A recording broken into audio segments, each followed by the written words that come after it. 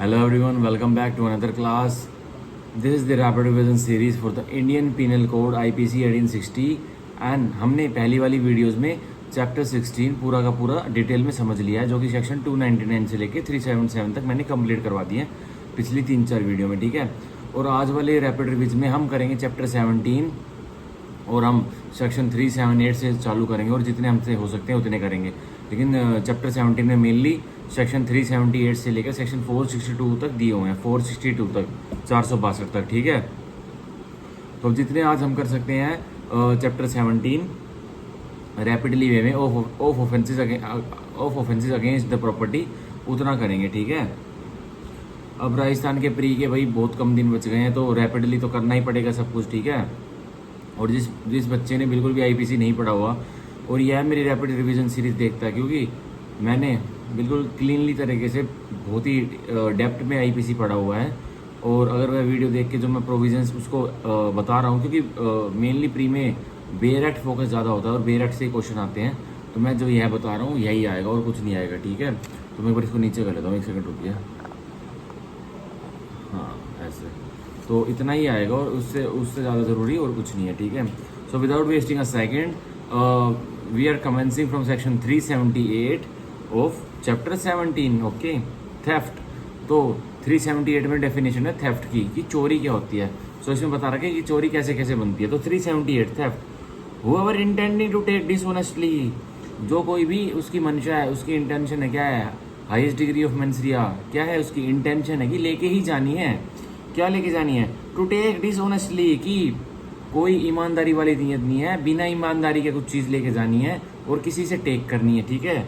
Any movable property out of the possession of any person without dead person consent, कोई भी कौन सी चल संपत्ति जो मूवेबल प्रॉपर्टी है और किसकी पोजेशन से, किसके कब्जे से बाहर लेके जानी है एक व्यक्ति को, एक चोर को, वह property out of possession of any person, एक व्यक्ति के पोजेशन से, एक व्यक्ति के कब्जे से, विदाउट डेड पर्सन कंसेंट। अब उस व्यक्ति को कोई सहमति नहीं है, जो उसका ओनर है, जो उसका स्वामी है, या जिस किसी की भी वो प्रॉपर्टी है, वो उसका चाहे उसके पास उसकी लॉफुल अथॉरिटी है उस ऑब्जेक्ट की, जो मूवेबल ऑब्जेक्ट है, मूवेबल प्रॉपर्टी है, लेकिन उसके कंसेंट के बिना। कंसेंट तो कल मैंने बताया था ना अच्छी तरह से, कॉन्ट्रैक्ट एक्ट में भी बताया था कि कंसेंट सेम मैनर में, सेम सेंस में एक्ट करना, ठीक है। तो वो भी नहीं है, मतलब उसकी कंसेंट के बिना भी, डिसऑनेस्टली भी और पोजेशन से बाहर भी क्या लेके जा रहा है, कोई मूवेबल प्रॉपर्टी, कोई चल संपत्ति, ठीक है। मूव्स डेड प्रॉपर्टी, अब उस प्रॉपर्टी को कैसे लेके जाएगा, उसको हिलाकर ही तो लेके जाएगा। अब मेरा फ़ोन ये ट्राईपॉड पे लगा हुआ है, इस फ़ोन को कोई चोरी करेगा इस यहाँ से, तो कैसे लेके जाएगा, इसको मूव्स तो करेगा, इसको हिलाएगा ना, या फिर इसको अकड़म बम्बो करके जेब में डाल देगा जादू मंतर करके, यहीं से डायरेक्ट गायब कर देगा, नहीं, इसको हिलाया जाएगा, इसको फिर ही किसी थैले में रखा जाएगा और फिर चोर इसको ले जाएगा, इस ट्राईपॉड को और इस फोन को, ठीक है। मूव्स डेड प्रॉपर्टी, तो चोर क्या करता है, उस प्रॉपर्टी को हिलाता है in order to such taking, और किस सिर्फ क्या करने के लिए, सिर्फ इस प्रॉपर्टी को ले जाने के लिए, मेरे फोन को ले जाने के लिए, यहाँ से कोई चोर इसको हिलाता है, तो इससे टू कमिट थेफ्ट, तो कहा जाएगा कि उसने थेफ्ट कमिट कर दिया, उसने चोरी कमिट कर दी, घटित कर दी, ठीक है। तो यह थी चोरी की डेफिनेशन। अब इसमें एक एग्जाम्पल लेते हैं, जैसे यही ले लेते हैं, मैंने कोई टेम्परेरी रूम, मैंने कोई अपना एसी साफ करने के लिए कोई अर्बन क्लैब से कोई एसी की सफाई वाला कोई व्यक्ति बुलाया। अब मैं यहाँ पे क्लास लेता हूँ, यहाँ पे इस टेबल पे बैठ के मैं यहाँ पे क्लास लेता हूँ, और अब मैं, क्योंकि भाई एसी अब वो साफ कर रहा है तो मैं क्लास नहीं ले रहा हूँ, मेरा ट्राईपॉड और ये फ़ोन यहीं पे लगा हुआ है इस टेबल पर ही, ठीक है। अब मैं वो भाई काम कर रहे, जैसे एसी के जो पीछे एसी लगा उसमें सर्विस कर रहा है, मैं दूसरे कमरे में चला जाता हूँ। तो अब वो क्या करता है, वो बंदा जो मैंने अर्बन क्लैब से एक व्यक्ति बुलाया, अर्बन क्लैब का मैं सिर्फ एग्जाम्पल ले रहा हूँ, कोई वो नहीं है, ठीक है, उनको डिफेमेशन नहीं है कुछ भी, उनका मैं एग्जाम्पल ले रहा हूँ बस। अब वो बंदा एसी की सर्विस कर रहा है, लेकिन जैसे वो मेरा फ़ोन देखता है, बोलता है वो iPhone 14 है और भाई महंगा फ़ोन है, इसको छुपा लेता हूँ। जैसे मैं जाऊँगा ना सर्विस वगैरह करके, इनसे बिल वगैरह ले लूँगा, तो मैं इसको अपने थैले में डाल लूँगा, इस फ़ोन को, जो ये किसी का भी फ़ोन हो उसको नहीं पता, ठीक है, मैं डाल लूँगा इसको थैले में। तो वो वह करता भी है। अब वो थैले में डालेगा तो इस टेबल से उठा के अपने थैले में जब डालेगा तो मूव करेगा ना, इस प्रॉपर्टी को हिलाएगा ना यहाँ से, इस मूवेबल प्रॉपर्टी को। ये फ़ोन और ट्राईपॉड मूवेबल प्रॉपर्टी है, चल संपत्ति है, तो इसको उठाएगा, तो क्या कहा, ये प्रॉपर्टी उठी ना, तो उसने उठा के अपने थैले में डाल ली, अर्बन क्लैब के झोले में डाल ली। तो अब ये क्या बन गया, जैसे ही उसने ये फ़ोन उठाया ना, जैसे ये फोन उठाया बस, ठीक है, झोले में भी नहीं डाला बेशक, उठाया ना डिसऑनेस्टली, उसकी इंटेंशन क्या थी, डिसऑनेस्ट थी उसकी इंटेंशन। और इंटेंशन तो हाईएस्ट डिग्री ऑफ माइंड तो थी उसकी इंटेंशन की भाई उसने सर्विस करते करते वो सर्विस कर रहा है वहाँ पीछे खड़ा खड़ा, मैं दूसरे कमरे में, उसने लेकिन सर्विस करते करते फ़ोन देख लिया, उसका तभी इंटेंशन बन गई भाई फ़ोन लेना, आज तो ये फ़ोन गायब करना है। और डिसऑनेस्टी, भाई कोई चोरी होगा तो उसमें ईमानदारी होगी, उसकी नीयत भी वैसी होगी, मलिन होगी, डिसऑनेस्ट होगी, बिना कोई ईमानदारी यूज़ करेगा वो। तो अब जैसे ही उसने यह फ़ोन इस टेबल से उठाया और मैं तुरंत उस कमरे से आ गया, उसके हाथ में यह फ़ोन है, ज़रूरी नहीं है उसने अपने थैले में रख लिया हो। जैसे ही मैं उस कमरे से, जैसे उसके हाथ में मेरा फ़ोन है, वो नीचे उतर के मेरा फ़ोन उतारा, मैं उस कमरे से दूसरे वाले कमरे से इस रूम में आ गया, उसने मेरा ट्राइपॉड के साथ और मेरा फ़ोन ऐसे उठाया हुआ है। मैंने देख लिया कि इसने मेरा फ़ोन कैसे उठाया हुआ है, इसने मेरी प्रॉपर्टी मूव कैसे कर दी, मूव कर दी, तो अब उस पर चोरी बन गई, उसने चोरी करी है, ठीक है, उसने चोरी करी है। चोरी करने का प्रयास कब बनता है, अटेम्प्ट कब होता है, अटेम्प्ट कब होता है, जब कुछ आइटम भाई ये जो फ़ोन है ये मैंने बिल्कुल यहीं पे स्टिल करा हुआ है, इसको मैंने मतलब इस ट्राइपॉड को यहीं पे मैंने किसी वस्तु के साथ बिल्कुल अटैच किया हुआ है। अब ये टेबल अटैच टू अर्थ है, अब मतलब ये table attach to my floor है, जो मेरा मार्बल का फ्लोर है इस पे है, और अब ये मार्बल का फ्लोर घर पे है और घर अब जमीन से अटैच है, तो ये सारी चीज़ें अब क्या किस में फॉल कर जाएंगी, इमूवेबल प्रॉपर्टी में फॉल कर जाएंगी अब ये चीज़ें, ठीक है। अगर मेरी इंटेंशन ये है कि मैं इस ट्राइपॉड स्टैंड को और इस फोन को यहीं पे बांधे रखूँ, मैं रोज रोज इसको हटा के अपने फोन को अपनी पॉकेट में नहीं डालूंगा, maybe I am using another phone, तो मैंने बस इस फोन को और इस ट्राइपॉड स्टैंड को सिर्फ वीडियो बनाने के पर्पस के लिए रखा हुआ है। तो मेरी इंटेंशन क्या है कि आई वॉन्ट टू, मैं कभी भी इसको हिलाना नहीं चाहता यहाँ से, इस जगह से, इस टेबल से, इस फोन को, इस ट्राइपॉड को, बस। तो मेरी इंटेंशन क्या है कि ये अब इमूवेबल प्रॉपर्टी हो गई है कानून की नज़रों में, कि आपकी इंटेंशन है रोज रोज हिलाने की, तो वो है मूवेबल प्रॉपर्टी है, और आपकी इंटेंशन पर मैटर करता है सब कुछ। चाहे आपने कोई मूवेबल प्रॉपर्टी कहीं पे चिपका के रखी हो और आपकी इंटेंशन है कि भाई ये यहीं पे चिपकी रहनी चाहिए, चाहे तो वो फोन है, चाहे तो वो कुछ भी है।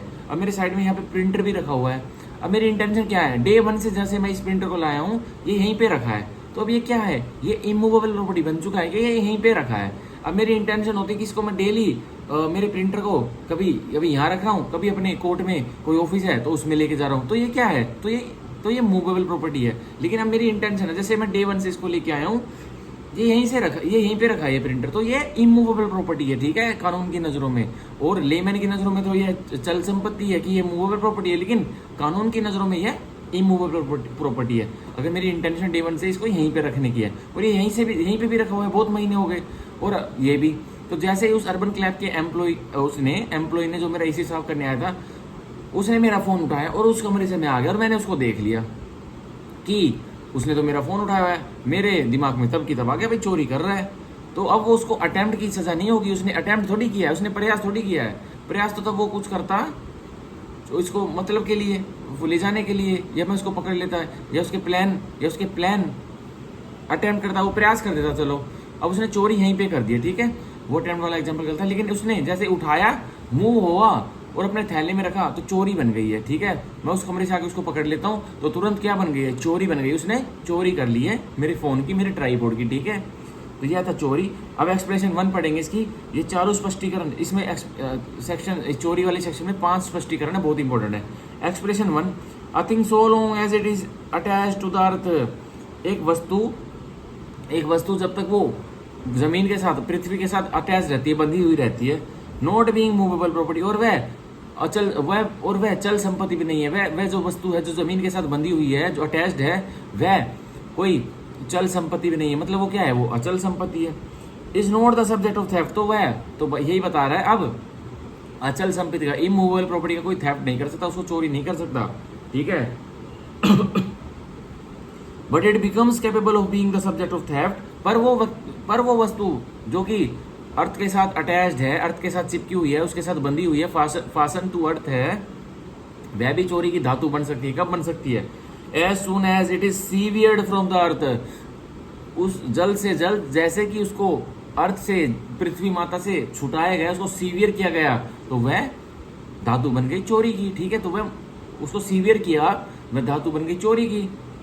अब मान के चलिए एक नीम का पेड़ है मेरे घर के बाहर, या किसी के भी घर के बाहर, या कहीं पे भी गांव में या शहर में कोई नीम का पेड़ है, अब नीम तो सबको पता है भाई, नीम का पेड़ है तो फासन टू अर्थ है, इंटेंशन तो किसी की होती है भाई, नीम तो सालों सालों के लिए उगाया जाता है, सालों सालों के लिए बोया जाता है उसका पौधा तो, और नीम का पेड़ तो हजारों वर्षों तक चलता है। अब एक पेड़ है जो कि, और नीम के पत्तों की मेडिसिन भी बनती है, लेकिन एक व्यक्ति जो कि उसकी इंटेंशन है कि भाई ये नीम का पेड़ इतना विशाल हो चुका है, विशाल काय नीम का पेड़ है, इसमें तो इतनी दवाइयां बनेंगी, मैं किसी इन सारे पत्तों को कलेक्ट करके जो इस पेड़ पे हैं एक किसी फार्मास्यूटिकल कंपनी को दे दूंगा ना इनके पत्तों को, तो वो हिमालय का नीम फेस वॉश इतना बनाएगा कि पूरी दुनिया को फेस वॉश से नहला देगा वो व्यक्ति इस पेड़ से ही। तो वो क्या करता है, और लोगों की नज़र में तो वो क्या है, वो मेरे जैसे की नज़र में, आप जैसे की नज़र में वो नीम का पेड़ क्या है, वो है इमूवेबल प्रॉपर्टी की, वो अर्थ से चिपकी हुई है, फासन टू अर्थ है ना, वो अर्थ से बंधी हुई है। लेकिन उस चोर की नज़रों में भी वो क्या है, अभी तो वो चोरी का सब्जेक्ट है, लेकिन जैसे ही रात को 2 बजे है और वो चोरी करने का प्लान बना लेता है, और रात को 2 बजे उस सुनसान रोड पर, सुनसान गाँव पर जहाँ पे वो पेड़ लगा हुआ है कोई भी नहीं है, और वो उसको उस अपनी मशीन से, जो कि कटर मशीन होती है, उससे उस पेड़ को नीचे से काटना चालू कर देता है, और वो काट भी डालता है और उस वस्तु को ले भी जाता है। जैसे वो वस्तु, जो वो पेड़ है, नीम का पेड़ है, वो कट के एकदम से किसी जमीन पर फॉल हुआ ना, जैसे ही वो कट कर फॉल हुआ, वो वैसे ही क्या बन गई, वो चोरी की धातु बन गई। अब उसकी चोरी हो सकती है क्योंकि पहले तो वो जमीन से जुड़ा हुआ था। अब जैसे ही उसने वुड कटर से, उस चोर ने जो कंपनी को बेचेगा, हिमालय कंपनी को, वो बनाने के लिए फेस वॉश, जैसे उसने उस पेड़ को काट के अलग कर दिया ना, सीवियर्ड कर दिया, मतलब अलग कर दिया पृथ्वी माता से, वैसे ही वो चोरी की धातु बन सकती है, तो इसको भी चोरी कहते हैं। उसको मत समझ लेना कि इसमें मूवेबल प्रॉपर्टी लिखा हुआ तो चोरी उसी की हो सकती है, तो वो पेड़ तो सबकी नजरों में इमूवेबल प्रॉपर्टी था, उसकी कैसे चोरी होगी, अरे भाई वो काटा गया है तो जैसे चोरी बन गई। सॉरी, ये एक्सप्लेनेशन 1 क्लियर करती है। अब एक्सप्लेनेशन 2, स्पष्टीकरण 2, a moving affect by the same act, a moving affected by the same act, किसी वस्तु को हिलाया है किसी सेम कार्य से मतलब सीवियर करके, मतलब अर्थ से, ठीक है। विच अफेक्ट्स द सीवियरेंस में be a theft, a moving affected by the same act, जैसे हम नीम के पेड़ का एग्जांपल ले रहे थे, अब उसकी मूविंग कैसे करवाई है, वो देखते हैं अब। विच अफेक्ट्स द सीवियरेंस में बी थेफ्ट, अब कोई एक पेड़ है, ठीक है, वो हमारा वो नीम का पेड़ है, वो बहुत बड़ा है, उस चोर को वो चोरी करना है, तो अब वो मूविंग वो काट के नहीं कर रहा है, कि वो कैसे कर रहा है, अब वो एक जेसीबी मशीन लिया है और उसकी टक्कर मरवा रहा है उस पेड़ को। अब वो क्या कर रहा है, वो टक्कर मरा रहा है ना, सीवियर करने के लिए, उस पेड़ को तोड़ने के लिए और नीचे गिराने के लिए, तो वो भी चोरी है, ठीक है। वो ये नहीं कह सकता कि जेसीबी से मेरी टक्कर ऐसे लगी, अरे तेरी इंटेंशन क्या है, चोरी करने की ना, पेड़ की सजा मिलेगी, ठीक है। तो यही बता रही है एक्सप्लेनेशन 2, स्पष्टीकरण 2। अब explanation 3, a person is said to cause a thing to move, एक व्यक्ति बताया जाता है कि वो एक वस्तु को हिला रहा है, बाय रिमूविंग एन ऑब्स्टेकल, की जब वो जो इस वस्तु को चोरी करने वाला, उसके रास्ते में कोई बाधा आ रही है उस वस्तु तक, जो चोरी करने की वस्तु उस तक पहुंचने में, विच प्रिवेंटेड इट फ्रॉम मूविंग, और जो बाधा है, जैसे जो वस्तु चोरी करनी है उसके बीच में कोई बाधा आ रही है, जैसे मान के चलिए कोई घर है या कोई गैस एजेंसी है, उसमें सिलेंडर्स रखे हैं बहुत सारे, 1000, एक गैस एजेंसी का एग्जांपल लेते हैं, एक गैस एजेंसी पे सिलेंडर्स रखे हैं बहुत सारे, तो सॉरी, तो अब क्या हुआ, चोर की नीयत बनी कि भाई इंटेंशन बनी कि सारे गैस सिलेंडर पार करने हैं इस गैस एजेंसी, मतलब चोरी करने हैं। तो अब लेकिन गैस एजेंसी में तो एक दरवाजा भी लगा रहता है बहुत सारा, उस पर एक बहुत मोटा ताला भी लगा रहता है, और उसके अंदर जाके एक बहुत बड़ा जंजीर का गेट भी लगा रहता है। तो क्या करते हैं, बाय मिस्टेक होता है, एक दिन जो बड़े वाला जो गेट होता है गैस एजेंसी का, वो वर्कर्स बंद करना भूल जाते, ताला लगाना, लेकिन जो जंजीर वाला गेट है उस पर ताला लगा देते हैं। लेकिन बाई चांस अब चोर आता है तो उसको गेट तो खुला मिलता है, उसको तो वो ऑब्स्टेकल हटाने की जरूरत पड़ी नहीं, क्योंकि उसका टारगेट क्या है, सिलेंडर है भाई, अगर जरूरत होती तो वो ताला तोड़ देता उसका मेन गेट का भी। लेकिन जैसे ही वो जाता है वहां पे देखता है ताला तो खुला, मैं तो मेरी किस्मत अच्छी है, अंदर जाता है, लेकिन वो बड़ा सा गेट देता है जंजीर का, और उस जंजीर के गेट के पीछे बहुत सारे सिलेंडर रखे, वो 1000 सिलेंडर रखे जो उसे चोरी करने हैं।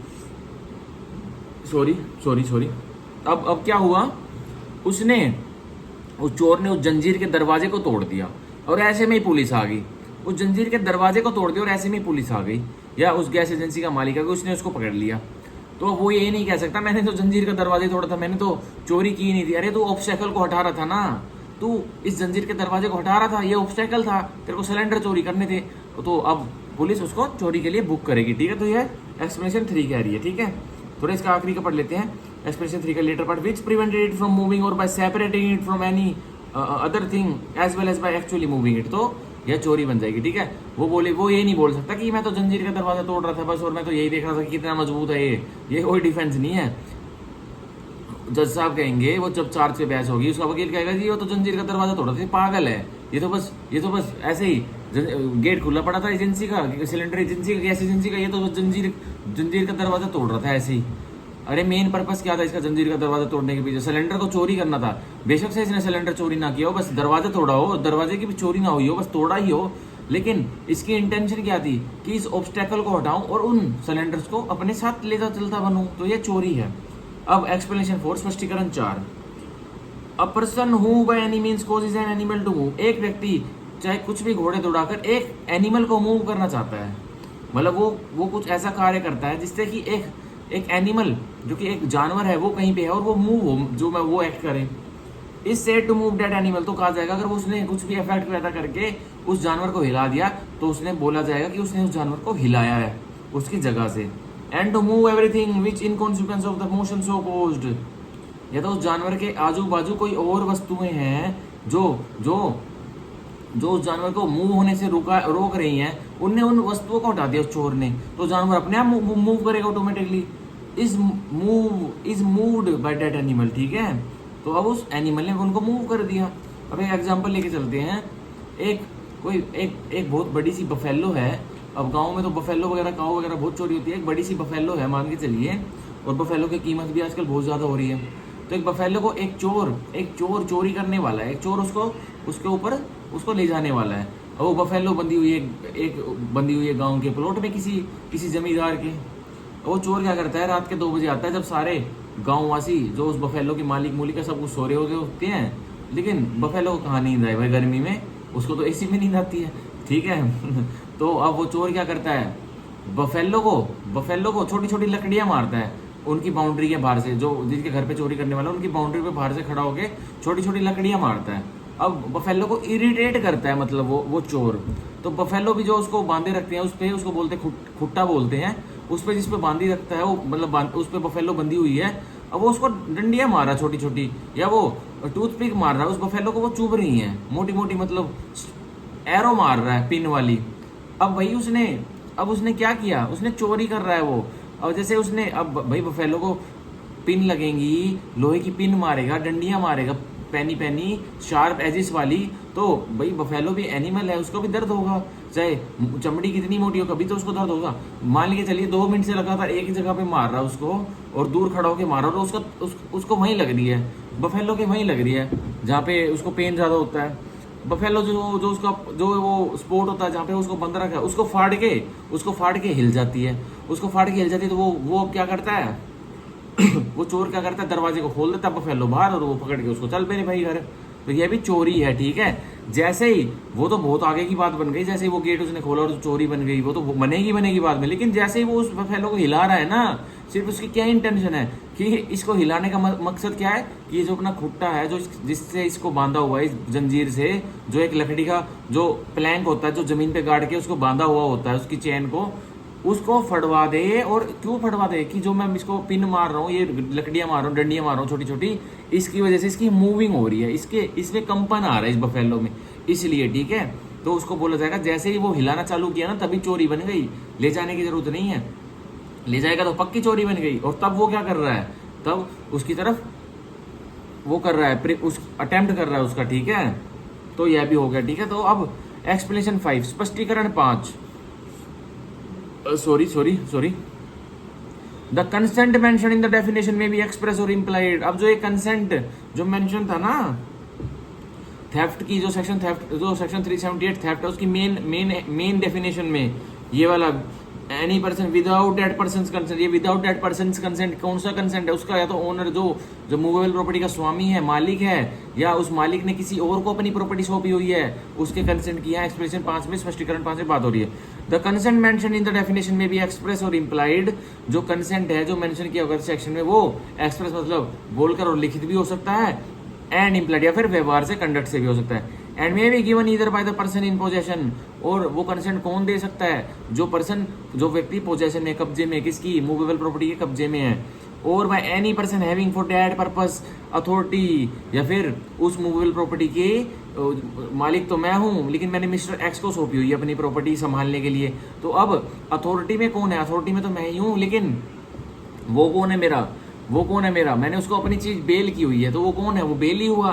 तो अब उसके ऊपर जिम्मेवारी है या नहीं है? बेली की कोई रेस्पॉन्सिबिलिटी होती है चीज संभालने की, नहीं संभालने की? तो उससे भी चीजें चोरी हो सकती है। और उसके कंसेंट की बात हो रही है, कंसेंट मालिक का नहीं लिया और या फिर उस मेरे बेली का नहीं लिया, तो यह भी चोरी होगी अगर कंसेंट नहीं लिया तो। ठीक है, इधर एक्सप्रेस और इम्प्लाइड। और जो मेरा मिस्टर एक्स है, जो मेरा बेली था, उससे भी ना तो मौखिक रूप से उसने कंसेंट दिया, उसके बिना कंसेंट की चीज ले गया, मतलब ना तो उसने मुंह से बोल के दिया मिस्टर एक्स ने, ना मैंने मुंह से बोल के दिया कि भाई मेरी चीज ले जाओ, और ना तो मैंने व्यवहार से बताया।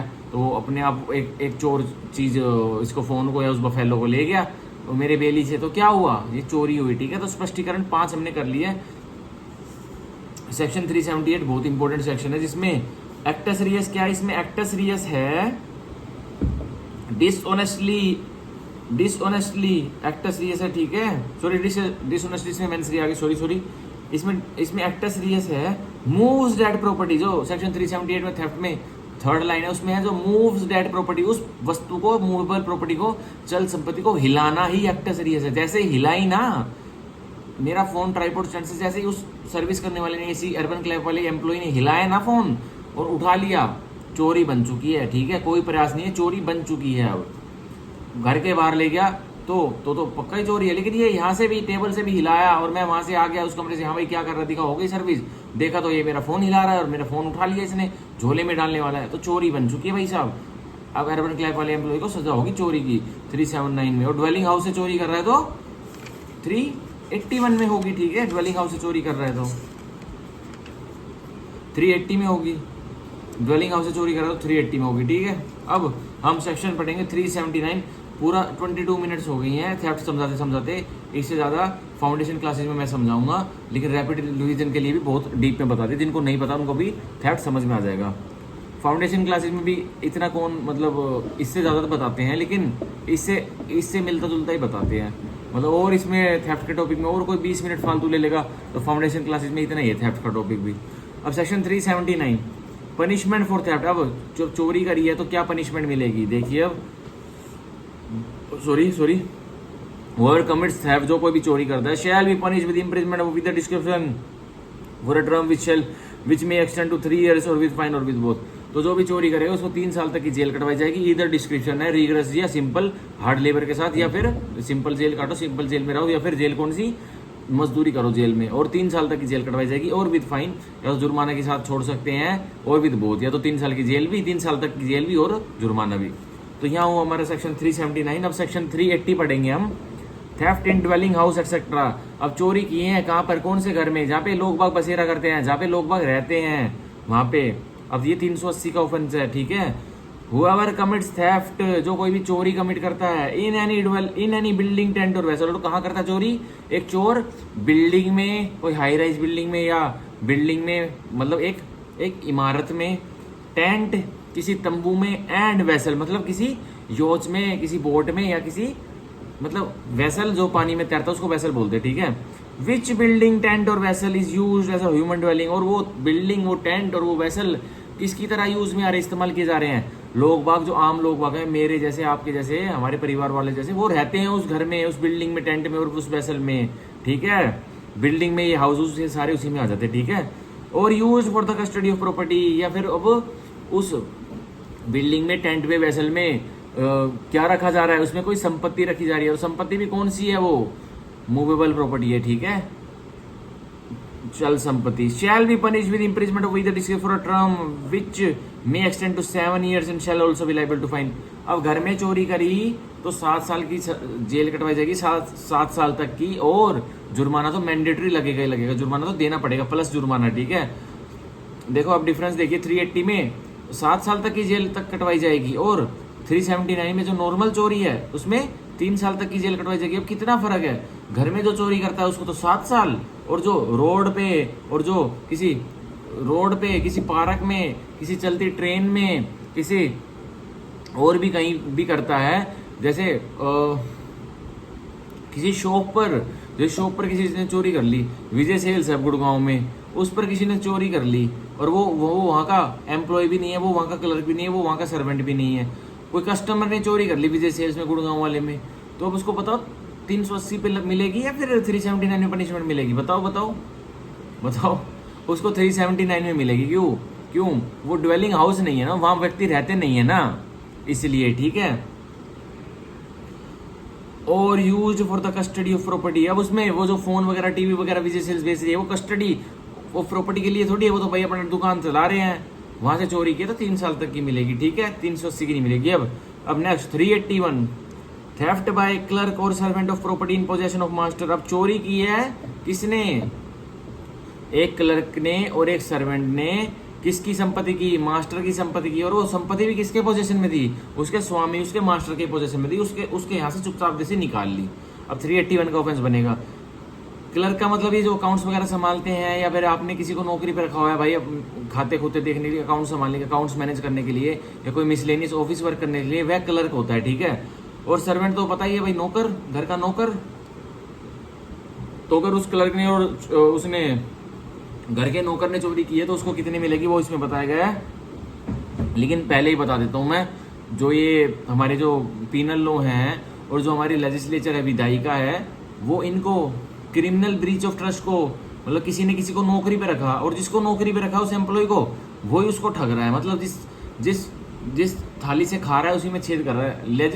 लेजिस्लेचर, हर राज्य की विधायिका या हमारा पार्लियामेंट इस केस को बहुत ही टाइटनेस के साथ लेता है, ऐसा हाल कर देगा, इतनी पनिशमेंट दे देगा जिसकी हद नहीं है। तो ये 381 में इसका एग्जांपल भी देखने को मिला। अब देखते हैं, whoever being a clerk और सर्वेंट, जो कोई भी क्लर्क है या सर्वेंट है, और being employed in the capacity of a clerk और सर्वेंट, या उसको किस कैपेसिटी में नौकरी पर रखा हुआ है कि भाई तू मेरा क्लर्क है और आप मेरे सर्वेंट हो, मेरे शोरूम के, मेरे हाउस के, किसी के भी। ठीक है। Commits theft in respect of any property in possession of his master और एम्प्लॉयर। अब सर्वेंट तो थेफ्ट कमिट करेगा अपने मास्टर पर, और क्लर्क थेफ्ट कमिट करेगा अपने एम्प्लॉयर पर। चोरी कर लेते हैं ये दोनों। Shall be punish with imprisonment of either description for a term which may extend to 7 years and shall also be liable to fine. अब क्लर्क और सर्वेंट ने चोरी की तो 7 साल तक की जेल कटवाई जाएगी, और शैल फाइन है, मैंडेटरी फाइन तो लगेगा। ठीक है। अब क्या इसमें लेजिस्लेचर का दिखा इम्पैक्ट? भाई ड्वेलिंग हाउस में चोरी कर रहा था तब भी 7 साल थी, लेकिन अब 381 में क्लर्क और सर्वेंट चोरी कर रहा है मास्टर के साथ जिसने उसको नौकरी पर रखा हुआ है, या अपने एम्प्लॉयर के यहाँ से डाका, मतलब चोरी कर रहा है।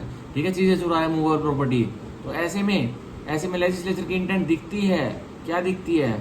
कि भाई ना तो वो ड्वेलिंग हाउस है तो क्लर्क को तो किसी ऑफिस में रखा होगा। अब घर के लिए तो किसी को क्लर्क रखा नहीं जाता, या तो किसी का मान के चलिए मास्टर का वो है, सॉरी एम्प्लॉय का कोई होटल है 5 स्टार, उसने बहुत सारे क्लर्क रखे हुए हैं। अब जो कस्टमर पैसा जमा कराते हैं भाई, बिलिंग विलिंग कटी तो कस्टमर ने रेस्टोरेंट में पैसा जमा कराए, जो अब वो है क्लर्क है, वो अपने जेब में। तो कौन सा चार्ज लगेगा उस पर? 381 का चार्ज लगेगा उस पर। ठीक है, क्योंकि उसको वो करा हुआ है, नौकरी पर रखा हुआ है। अब ऐसा ही केस एक आया था अभी मेरे पास रिसेंटली, तो आया था, तो एक ने स्कूल में चोरी कर ली थी। वो नया उसको 1 महीना हुआ था, एक स्कूल में उसको जॉब पर रखे हुए उसने, और वो स्कूल भी न्यू ओपन हुआ था, 2 महीने पहले ओपन हुआ था। उसके अंदर उसने चोरी कर ली, उस व्यक्ति ने, उस क्लर्क ने। तो उस पर पता है कौन सी धारा लगी थी? यही लगी थी 381। ठीक है, तो इसीलिए लगी थी क्योंकि उसको किस कैपेसिटी में जॉब पे रखा था? भाई तू अकाउंट संभालेगा, तो मेरा क्लर्क है, जो मैं काम नहीं कर सकता, ये मिसलेनियस वर्क अकाउंट संभालेंगे वो तू करेगा। और उसने जिस थाली में खाया उसी में छेद किया, तो कौन सी लगेगी उसको? 381 से चार्ज किया जाएगा और 7 साल तक की जेल कटवाई जाएगी अगर प्रूव हो जाता है ऑफेंस। ठीक है। अब 382 पढ़ेंगे हम। Theft after preparation made for causing death, hurt और restraint in order to committing of the theft. तो ये कह रहा है चोरी तो की है, पर चोरी के लिए प्रिपरेशन बना के आया कि भाई चोरी करूंगा। अगर कोई मेरे साथ टसल करेगा, भाई किसी के घर में चोरी करने जा रहा हूँ, कोई मिस्टर एक्स किसी के घर में चोरी करने जा रहा है, मिस्टर एक्स को ये डर है कि भाई घर में 20 बंदे रहते हैं, पहलवान जैसे, और लेकिन माल भी बहुत है घर में।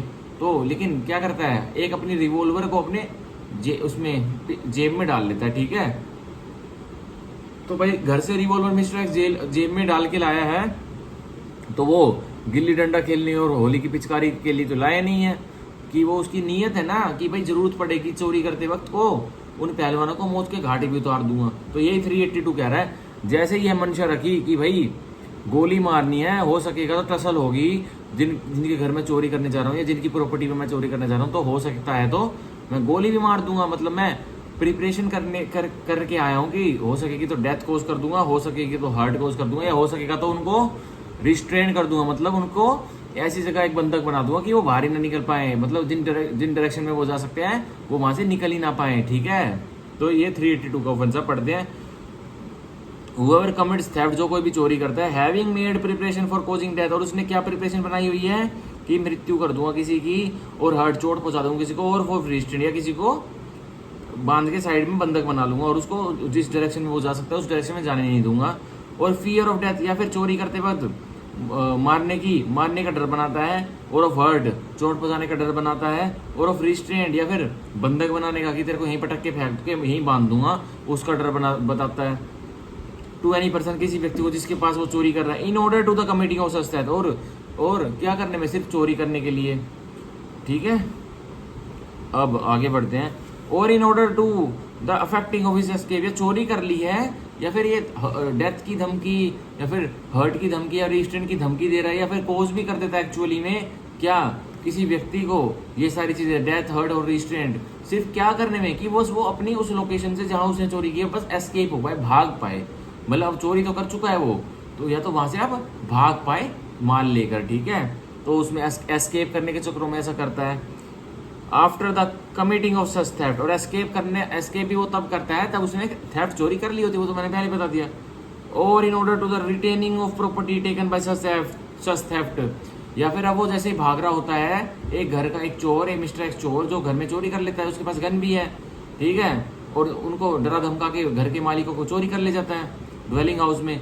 और अब इसमें कहा गया है कि अब जैसे वो चोर चार दीवारी, जैसे घर की चार दीवारी उससे कूद रहा है, तो जो उसने माल चुराया था वो नीचे पड़ गया गार्डन में, और जिसका वो आइटम था उसका ओनर का, उसने वह देख लिया कि यार जो ये मेरा कोहिनूर हीरा चुरा के ले रहा था घर में से, ये तो नीचे गिर गया।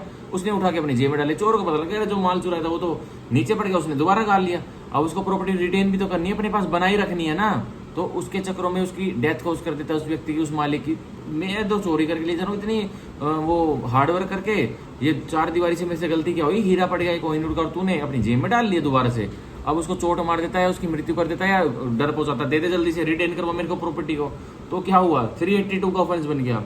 Shall be punish with rigorous imprisonment for a term which may extend to 10 years and shall also be liable to fine. तो ऐसा करने पर 10 साल तक की जेल कटवाई जाएगी उस चोर को जो कोहिनूर का हीरा चोरी करके ले जा रहा था किसी के घर में से, और घर में किस नियत से घुसा था, गन लेके घुसा था कि जरूरत पड़ेगी तो मृत्यु कर दूंगा, किसी को चोट पहुंचा दूंगा या रिस्ट्रेंट कर दूंगा किसी को, या फिर डर दिखाता है इन चीजों का।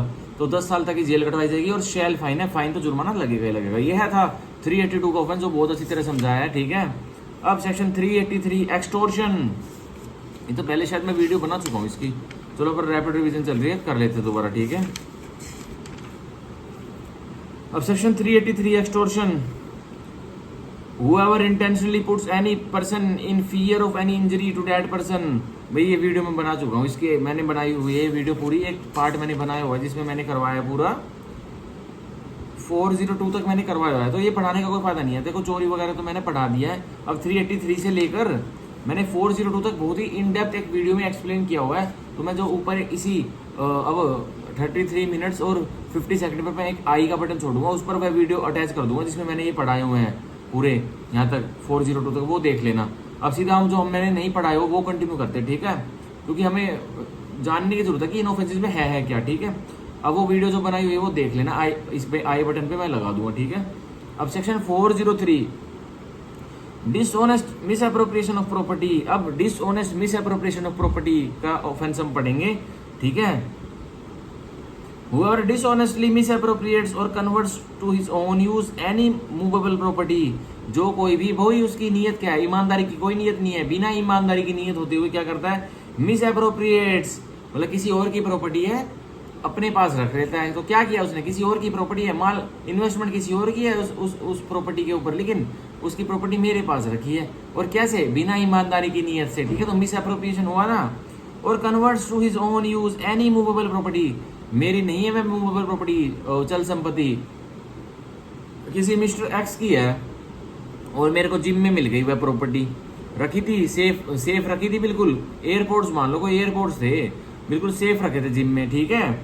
तो क्या हुआ, मैंने उनको जेब में रखा, ठीक है, और अपने यूज के लिए, अब मैंने उस जिम को छोड़ दिया और अपने यूज के लिए उस एयरपोर्ट को मैं यूज करता हूँ। तो मैंने क्या किया, मिस एप्रोप्रिएशन ऑफ प्रॉपर्टी की, उसकी प्रॉपर्टी को मैंने यूज किया, चोरी तो की। अब ये सारे जो चोरी वाले हैं और ये 403 के ऑफेंसेस हैं, ये साथ साथ मिक्सअप बिल्कुल थिन लाइन डिफरेंस चलते हैं। और जिसने चोरी की है, अगर उसने अपना यूज के लिए वह रखी प्रॉपर्टी, तो उसके ऊपर मिस एप्रोप्रिएशन का चार्ज लगा कि भाई तूने चोरी तो की, लेकिन खुद उसको प्रॉपर्टी को खुद वो कर रहा है, क्या कर रहा है, मतलब खुद अपने पास बनाया, उसका खुद मजे लूट रहा है उस प्रॉपर्टी के, तो उसने मिस एप्रोप्रिएशन किया, ठीक है। Shall be punish with imprisonment with description for a term which may extend to 2 years or with fine or with, तो जिसने भी मिस एप्रोप्रिएशन करी किसी संपत्ति की और वो भी चल संपत्ति की, 2 साल तक की जेल कटवाई जाएगी या जुर्माना लगेगा, दोनों लगेंगे, ठीक है। तो यह था हमारा 403 का ऑफेंस। बहुत लगता है चोरी के केसेस जो होते हैं, अगर वो चोरी का माल बेचते नहीं है किसी को, मतलब सेल नहीं करते हैं चोरी का माल, 411 में उसका ऑफेंस है। अगर चोरी का माल सेल नहीं करते हैं और अपने यूज में रख लेते हैं, तो भाई 403 के लिए रेडी हो जाना, ठीक है। अब इसका क्या एग्जांपल देता हूँ, बहुत ही हमारे गुरुजी ने दिया था भाई, बहुत ही मतलब स्टार्टिंग वाले एग्जांपल से 2 एग्जांपल दूंगा, एक हाईएस्ट डिग्री का, एक कम डिग्री का। तो मान के चलिए एक स्टूडेंट है ए, एक स्टूडेंट है बी, एक स्कूल में पढ़ते हैं, वो 10th क्लास में पढ़ते हैं। तो जो ए है ना वो बहुत इंटेलिजेंट है, तो बाय मिस्टेक एक दिन क्या होता है, और बी थोड़ा डफर सा स्टूडेंट है, मतलब नॉमिनल सा है, मतलब नाम का स्टूडेंट है, मतलब ग्रे हल्के से मार्क्स पे पास होता है वो। तो क्या हुआ, ए जो इंटेलिजेंट स्टूडेंट था, उसकी 10th की कोई इंपॉर्टेंट सब्जेक्ट की कोई नोटबुक थी जिसमें नोट्स बने हुए थे बहुत सारे, तो वो क्या होता है, गलती से बी की बैग में चले जाते हैं और अब छुट्टी हो जाती है, तो बी अपने घर।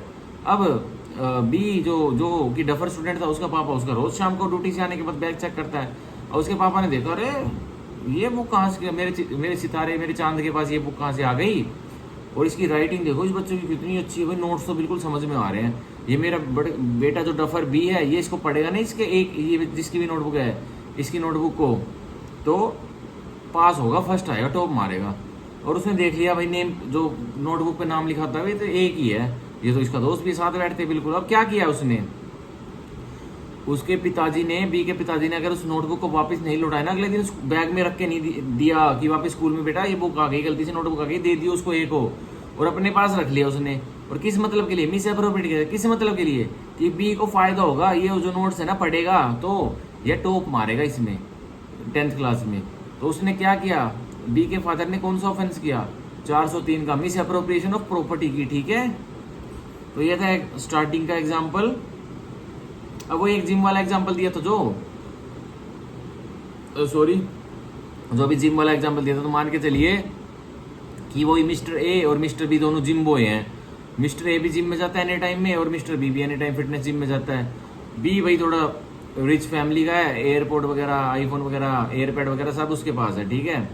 तो अब वो जिम में अपना एयरपैड भी लेके आ रहा है, मतलब वो आईपैड, और भाई वो आईपॉड भी लेके आ रहा है, या फिर वो क्या होता है मेरे पास जो है एयरपोर्ट्स भी लेके आ रहा है, और आईफोन भी लेके आ रहा है। अब क्या हुआ भाई, सारी चीजें जिम में तो लेके आ रहा है, पर रखे थोड़ी अपने जेब में घूमेगा, या एक्सरसाइज करेगा, जिम करेगा, तो क्या करता है, आईफोन तो उसकी जेब में रहता है, लेकिन जो एयरपोर्ट होता है वो जहाँ पे शेकर वगैरह रखने की जगह होती है, बैग वगैरह रखने की, वहां पे रख देता है उसको, वो बी अपने एयरपोर्ट्स के डब्बे को, और एयरपोर्ट्स भी उसमें रहते हैं। अब ये आता है, ये थोड़ा भाई ठीक ठाक से नॉर्मल से घर का रहता है, उसके पास ये सब नहीं है। उसके पास एक फ़ोन है, वो सैमसंग का फ़ोन है, पुराने वाला, 5 साल पुराना, उससे काम चलाता है। अब वो देखता है, ये जैसे शेकर रूम में आता है जहाँ पे पानी वगैरह भरते हैं, वो देखता है ये, अरे एयरपोर्ट इतना महंगा, एप्पल वाला एयरपोर्ट, वो भी 15,000 का लेटेस्ट मॉडल। तुरंत भाई जिम गई छुड़वाने अपनी जेब में लेके चल मेरे भाई घर। अब वो घर चला गया, अब भी अपने एक्सरसाइज कर, उसको क्या पता, बाद में जब वो पता लगेगा भाई चोरी हो गई, तो वो चोरी की कंप्लेंट लिखवाएगा।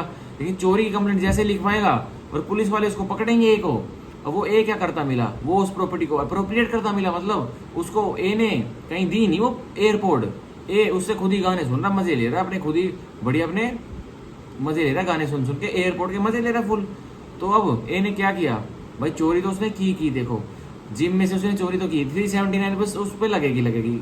अब उसने उस चोरी वाली प्रॉपर्टी को मिस अप्रोप्रिएट भी किया ना अपने यूज के लिए, अपने मतलब के लिए, तो उस पर 403 भी लगेगी, ठीक है। और ऐसा करने पर मिस्टर ए को 3 साल तो चोरी की सजा मिलेगी और 2 साल मिस अप्रोप्रिएशन की, तो कितने साल हो गए, तो टोटल 5 साल तक के लिए इसको जेल कटवाई जाएगी। ठीक है, तो यह क्यों हो रहा है समाज में, कैसा क्यों करना पड़ रहा है लेजिस्लेचर को समाज में, चोरी वगैरह की सजा क्यों देनी पड़ रही है भाई? एक की वस्तु है, एक की इन्वेस्टमेंट लगी पड़ी है, अरे यूज कर ले कोई नहीं, लेकिन भाई डिसऑनेस्टली लेजिस्लेचर की इंटेंशन बस ये होती है कि ऐसी सोच, ये चोरी करने की सोच भी किसी को दिमाग में नहीं रखनी चाहिए।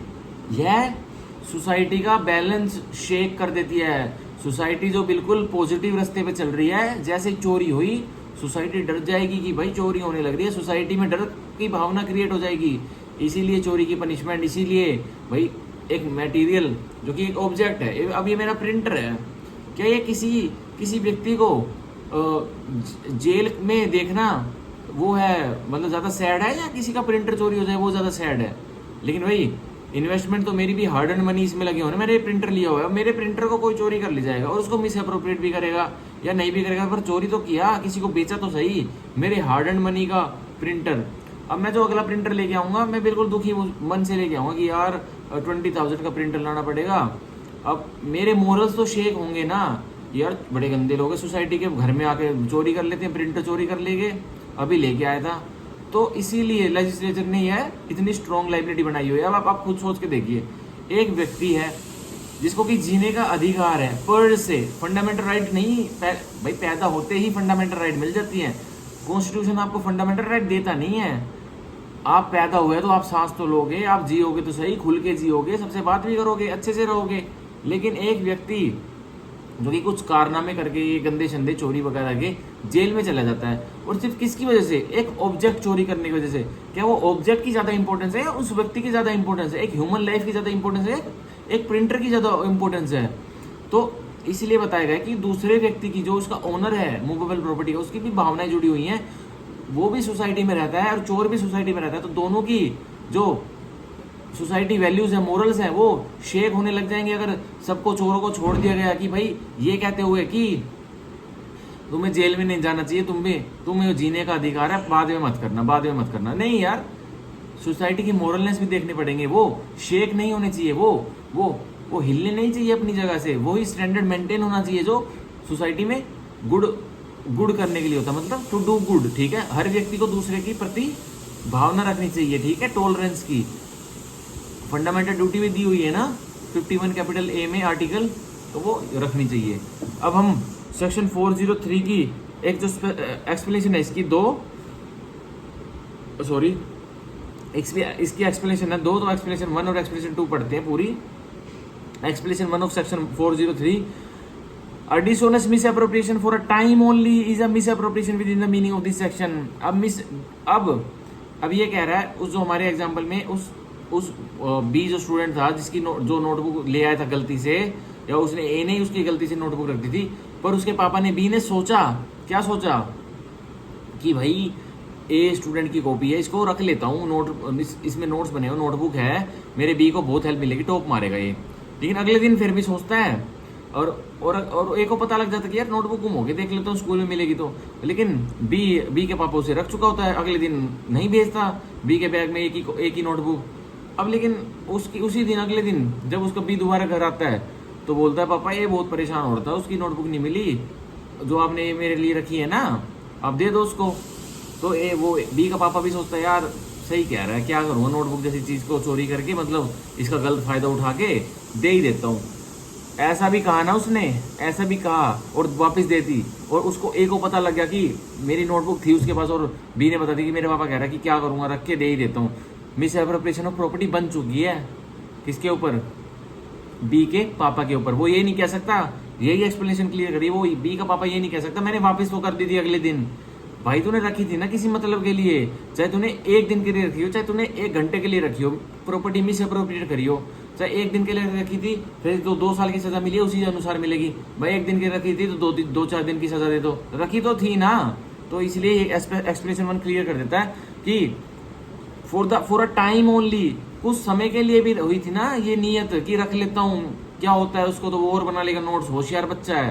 तो आप उसने, बी के पापा ने miss appropriation, dishonest miss appropriation कर चुका है वो, ठीक है, 403 में वह फंस चुका है, चार्ज उसके ऊपर लग चुका है।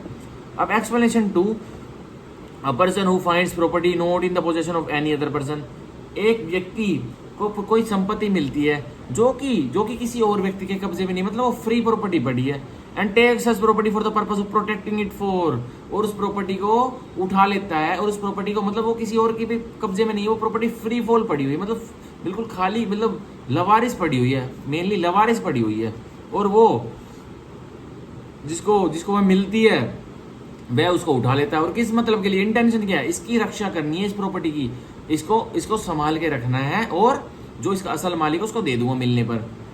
और फॉर रिस्टोरिंग इट, या फिर किस पर्पस के लिए, भाई ये प्रॉपर्टी लवारिस जो प्रॉपर्टी है, इसके मालिक को ढूंढूंगा और इसको ढूंढकर इसके रियल मालिक को इसको दे दूंगा। To it to the owner, किसको, इस प्रॉपर्टी के लवारिस प्रॉपर्टी के स्वामी को। Does not take or misappropriated dishonestly, तो ऐसा कहा जा रहा है अब उसने अगर प्रोटेक्शन के लिए, अगर प्रोटेक्शन के लिए और रिस्टोरेशन करने के लिए उसने वह प्रॉपर्टी लवारिस संपत्ति उठाई है ना किसी व्यक्ति ने, तो वह अब इस सेक्शन के अंतर्गत नहीं आएगा। Does not take or miss appropriate dishonestly, तो अब वो डिसऑनेस्ट मिस अप्रोप्रिएशन नहीं बनेगी बिल्कुल भी। क्यों नहीं बनेगी, क्योंकि उसका मोटिव क्या है, इस प्रॉपर्टी को, इस लवारिस संपत्ति को प्रोटेक्ट करना और इसको रिस्टोर करवाना, जिसकी ये ओनर की है उसको वापस दे दूंगा ढूंढ के। And is not guilty of an offence, और इस अपराध का वह दोषी नहीं है, बट हो सकता है, but he is guilty of the offence above defined, अब पर वो हो सकता है इस अपराध का गिल्टी जो ऊपर दिया हुआ है 403, if he appropriates it to his own use, अगर तो वह प्रॉपर्टी कुछ दिनों बाद जो संपत्ति उसको लवारिस मिलती है प्रोटेक्शन करने की नीयत से उसने उठाई थी, उस टाइम तो उस पर 403 नहीं बना, पर 2-4 दिनों बाद सोचता है अरे कौन इसको प्रोटेक्ट करे, पड़ी है मेरे घर पे यूजलेस, यूज ही कर लेता हूँ, जब मिलेगा कि वो स्वामी, इसका जो ओनर है लवारिस प्रॉपर्टी का, वो दे दूंगा उसको। थोड़े दिनों के लिए उसको यूज करी ना, उसको पहले तो इंटेंशन क्या थी कि प्रोटेक्ट करूंगा प्रॉपर्टी को, 2 दिन बाद ही क्या इंटेंशन बन गई, प्रोटेक्ट तो छोड़, इसको मैं मेरे पास रहेगी तो प्रोटेक्ट, ये मैं यूज भी कर लेता हूँ। So to his own use when he knows और has the means to discovering the owner, उसको पता लगने के बाद, प्रोटेक्ट तो कर रहा है और पता लगने के बाद प्रोटेक्शन में चल रही है, अभी रिस्टोरेशन में चल रही है, रिस्टोरेशन के प्रोटेक्शन और रिस्टोरेशन की इंटेंशन थी, पर उसको 2 दिन बाद पता लग गया कि भाई इसका मालिक, इस लवारिस संपत्ति का जो मेरे को मिली थी ना, इसका मालिक मिस्टर एक्स है, पर उसको नहीं देता है प्रॉपर्टी, उसको नहीं देता है, अपने पास ही बनाए रखता है और उसको यूज करने लग जाता है। फिर or before he has used reasonable means to discover and give notice to the owner, पता लगा सकता था कौन, उस लवारिस संपत्ति को ढूंढने वाला व्यक्ति जिसको वह मिली है कि इसका ओनर कौन है, 2-4 बार पूछताछ करता ना पड़ोस में, पता लगा सकता था कि भाई मिस्टर एक्स है, मेरा पड़ोसी है, पर नहीं करता पता।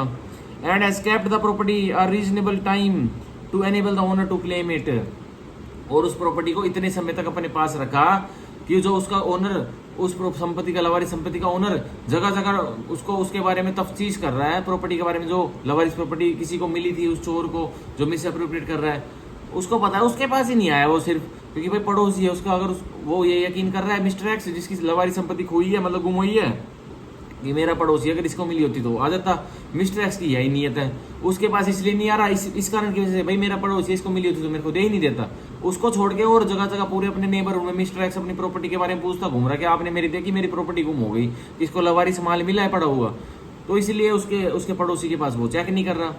अब वो उसको पता है कि यार मेरे पास ये क्यों नहीं आ रहा, तो मैं अपने यूज कर लेता हूँ इसकी प्रॉपर्टी, जब आएगा, ठीक है। तो ये क्रिमिनल मिस अप्रोप्रिएशन बन जाएगी एक्सप्लेनेशन 2 के लेटर पार्ट में। अब एक्सप्लेनेशन 2 का para 2, what are reasonable means और what is a reasonable time, भाई रीजनेबल तरीके क्या हैं और रीजनेबल समय कितना होता है इन सच केस, किस केस में, उस लवारिस संपत्ति के मालिक को ढूंढने में, उसको फाइंड करने में, डिस्कवर करने में, is a question of fact, तो यह एक तथ्य का प्रश्न है उस केस में, ठीक है। अब एक्सप्लेनेशन 2 का para 3, it is not necessary that the finder should know who is the owner of the property, यह बिल्कुल भी जरूरी नहीं है जिसको वह लवारिस संपत्ति मिली है उसको पता हो कि इसका स्वामी कौन है, इसका ओनर कौन है इस लवारिस प्रॉपर्टी का, मूवेबल प्रॉपर्टी का, और that any particular person is the owner of it, या कोई पर्टिकुलर पर्सन, कोई एक जो व्यक्ति है वो ही इसका मालिक हो सकता है, यह बिल्कुल भी जरूरी नहीं है कि उस लवारिस संपत्ति जिसको मिली है उसका फाइंडर है जो, उसको वह पता हो। इट इज सफिशिएंट इफ, यही जरूरी है क्या, at the time of appropriating it, जिस टाइम वो उसको डिसऑनेस्टली अप्रोप्रिएट कर रहा है प्रॉपर्टी को, कौन, जो जिसको वह वस्तु लवारिस प्रॉपर्टी मिली है उसको यूज कर रहा है। He does not believe it to be his own property, बस इतना ही होना काफी है उसके लिए इसका मिस अप्रोप्रिएशन का केस बनाने के लिए, dishonest miss appropriation of property का केस बनाने के लिए, कि जिस टाइम एक व्यक्ति जिसको लावारिस संपत्ति मिली उसको पता नहीं इसका मालिक कौन है, इसका ओनर कौन है, बस इतना ही काफी है। क्या काफी है कि उसको बस यूज करने लग जाए वो, और यूज करने लग जाए अपनी प्रॉपर्टी समझ के, अपनी संपत्ति समझ के, ठीक है। तो criminal miss appropriation, dishonest miss appropriation बन जाएगी संपत्ति की, ठीक है। और in good faith believes that the real owner can not be found, या अच्छे विश्वास में वह लवारी संपत्ति जिसको मिली थी फाइंडर को, वह यह सोचता है कि भाई कितने ही घोड़े दौड़ा लूं, रियल ओनर तो इसका असल में स्वामी इस लवारी संपत्ति का कभी मिल ही नहीं सकता, और फिर यूज करने लगे। तो इतना ही काफी है, यह सोच ही काफी है उसको मिस अप्रोप्रिएशन के ऑफेंस में चार्ज करने के लिए, ठीक है। तो यह हमारा हुआ पूरा सेक्शन 403 कंप्लीट, पूरा 15 मिनट में समझाया। और ये सबसे इंपॉर्टेंट है एडवोकेट की लाइफ में भी, लॉ स्टूडेंट की लाइफ में भी, किसी जूनियर एडवोकेट की लाइफ में भी, और मुंशियों की लाइफ में भी जो जुड़े रहते हैं एडवोकेट से, ठीक है। अब हम पढ़ेंगे सेक्शन 404, आज हम कर लेंगे पूरा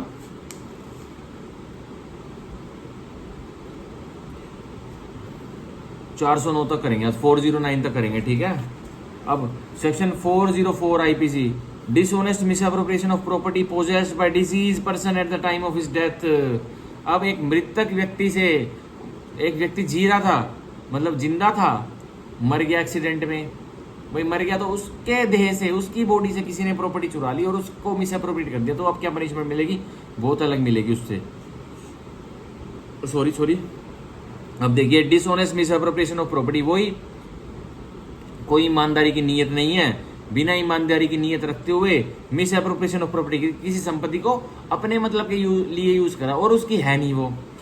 possessed by disease person at the time of his death, और वो प्रॉपर्टी जिसका एक व्यक्ति मिस अप्रोप्रिएशन कर रहा है, एक किसी मृत व्यक्ति के शरीर से उसने ली है, और वो पहले मृत नहीं था, एक्सीडेंट में या उसकी डेथ तब हुई ना, तब उसने वो पोजेस करी थी, उसके कब्जे में थी किसी मृत व्यक्ति के वो प्रॉपर्टी, जिसको एक व्यक्ति वो कर रहा है मिस अप्रोप्रिएट कर रहा है। मान के चलिए मिस्टर ए है एक व्यक्ति, वो मोटरसाइकिल में जा रहा है, अपनी बुलेट मोटरसाइकिल पे NH 8 नेशनल हाईवे 8 जो कि दिल्ली से जयपुर वाला हाईवे उस पर जा रहा है, और उसका हीरो होंडा चौक के आसपास, एक हीरो होंडा चौक आता है बहुत मेन गुड़गांव में, उस हीरो होंडा चौक के आसपास उसका एक्सीडेंट हो जाता है, एक ट्रक उसको टक्कर मार देता है। अब ट्रक वाले को क्या सजा होगी वो अलग बात है, लेकिन एक ट्रक वाला उसको टक्कर मार देता है, और उस मिस्टर ए जो उसके पास बुलेट मोटरसाइकिल थी, उसके पास बुलेट मोटरसाइकिल भी है, उसकी जेब में iPhone 15 Pro Max भी है, उसके गले में एक सोने की चेन भी है, उसके हाथों में 2-3 अंगूठियां भी हैं, उसके पास वॉलेट भी है, वॉलेट में बहुत सारा कैश भी है, क्योंकि वो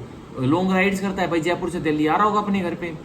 तो अब क्या हुआ, जैसे हीरो होंडा चौक के फ्लाईओवर पे उस मिस्टर ए को एक ट्रक वाले ने टक्कर मारी, वैसे ही बहुत सारी भीड़ गाड़ियां जो हाईवे पर चल रही है वो रुक गई।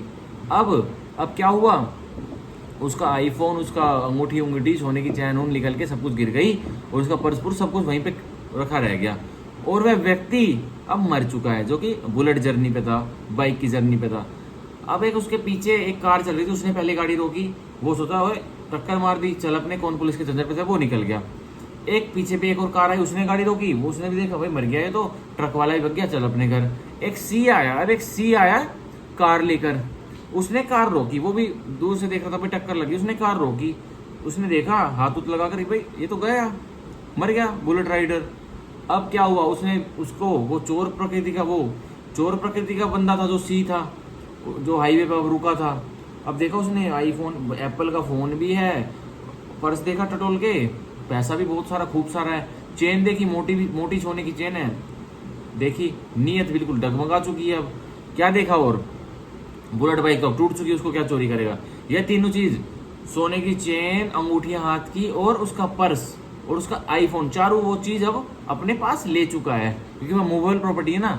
उस मृत व्यक्ति के शरीर से उसने वह चीज ले ली मिस्टर सी ने, और उसको भाई कुछ भी करा, एम्बुलेंस को फोन करा, नहीं करा कि भाई ऐसे उसने एम्बुलेंस को भी चलो फोन कर दिया कि भाई ऐसे एक एक्सीडेंट हो गया, मैं राह चलता हाईवे पे बोल रहा हूँ, और फलाना मेरा नाम है, एक्सीडेंट हो गया, आके देख लो, ये मर चुका, मैं जा रहा हूँ, ठीक है, मेरी फ्लाइट है, मेरे को फ्लाइट पकड़नी है, कुछ भी कहना कह के निकल गया।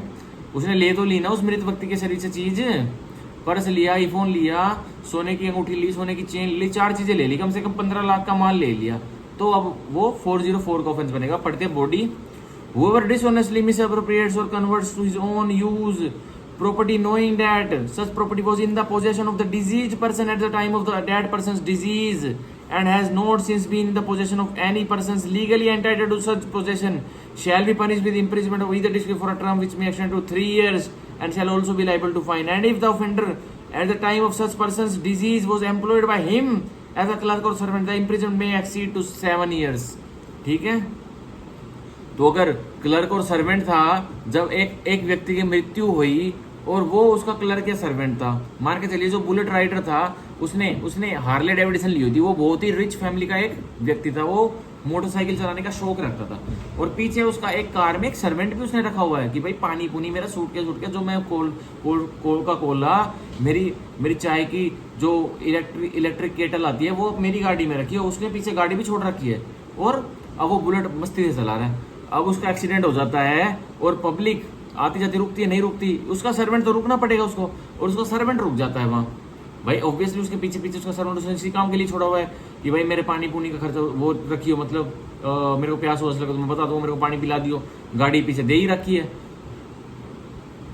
सॉरी। तो ऐसे में क्या होगा, अब वो सर्वेंट रुका, सर्वेंट ने देखा भाई मालिक तो चले गए, मालिक तो भगवान को प्यारे हो गए, अब क्या होगा, सर्वेंट भी पुलिस को फोन करेगा, एम्बुलेंस को फोन करेगा, लेकिन सर्वेंट की नजर भी उसकी संपत्ति पर, मालिक की जो बुलेट राइडर जो हार्ले डेविडसन को राइड कर रहा था, अब वह वो चीज ले लेता है, उसका आईफोन ले लेता है, उसके पर्स से पैसे ले लेता है, उसकी सोने की चैन ले लेता है और उसकी अंगूठियां ले लेता है। तो अब सर्वेंट को ऐसा पाए जाने पर 7 साल तक की जेल करवाई जाएगी, जेल कटवाई जाएगी। और एक नॉर्मल व्यक्ति को जो उसका सर्वेंट वगैरह नहीं है, जो उसने काम पर नहीं रखा हुआ, उस व्यक्ति ने बुलेट राइडर ने, हार्ले डेविडसन राइडर ने, तो ऐसे केस में उस व्यक्ति को 3 साल तक की जेल होगी। तो देख रहे हैं लेजिस्लेचर का इंटेंट कितना है, जिस व्यक्ति को काम पे रखा हो अगर वह धोखा देता है तो 7 साल ही करो, जो व्यक्ति बिल्कुल इंडिपेंडेंट है, कोई नया चेहरा है और वो आपकी संपत्ति लेता है, जब आप मृत हो गए हो तो उसको 3 साल की सजा दो। देखा लेजिस्लेचर की इंटेंट, यह इंटेंट है। जो अपने धोखा देते हैं, जिसको आपने रखा हुआ है, उसको तो 7 साल की दो, और जो पराये आपके साथ चोरी ऑफेंस करते हैं मृत शरीर से, तो उसको 3 साल की दो। बहुत फर्क है इन चीजों में। 3 साल मुंह से बोलता हुआ अच्छा लग रहा हूँ कि भाई 3 साल, ये 3 साल तो यूं गुजरता है। जेल में जो एक रात भी रहता है ना, उसको पता लग जाता है 3 साल क्या है, और 7 साल तो वो नौकर रहेगा जो उसने एम्प्लॉय किया होता है, उस बॉस ने, हार्ले डेविडसन वाले उसने बाई करने, उसको पता होगा 7 साल कैसे निकलेंगे, दीवारों पर टक्कर मारेगा रात को। तो इसमें अब इसकी 404 की बॉडी को ट्रांसलेशन में इसकी इंटरप्रिटेशन तो समझा दी सारी, अब इसको ट्रांसलेट करते हैं। Whoever dishonestly misappropriates, जो कोई भी वही गैर ईमानदाराना तरीके से मिसअप्रोप्रिएट्स करता है, मतलब यूज करता है, or converts to his own use, या फिर प्रॉपर्टी कुछ और थी, भाई सोने की चैन थी, उसका पिघला के सोने का बिस्किट बना लिया, उसने कन्वर्ट कर ली ना अपने यूज के लिए प्रॉपर्टी को। तो यही कह रहा है, knowing that such property was in the possession of the deceased person, knowledge आ गई कि इसी की थी ये। भाई ऑब्वियसली अब हार्ले डेविडसन के पास एक व्यक्ति डेथ है, उसकी डिजीज है, उसका एक्सीडेंटल एक व्यक्ति पड़ा हुआ है, उसके पास उसका सारा सामान फैला हुआ है, तो क्या नॉलेज नहीं है क्या इसी की थी वो, ये इसी की हो सकती है, किसी और की हो सकती है, तो नॉलेज इसमें मेंसरी आ गया। ठीक है, knowing that such property was in the possession of the deceased person, ये तो उसको पता था कि ये प्रॉपर्टी इसकी थी, भाई ये इसकी प्रॉपर्टी थी। At the time of that persons disease, जब वह व्यक्ति जो डिजीज है, जिसकी बॉडी से प्रॉपर्टी चोरी हो रही है, वह डिजीज है।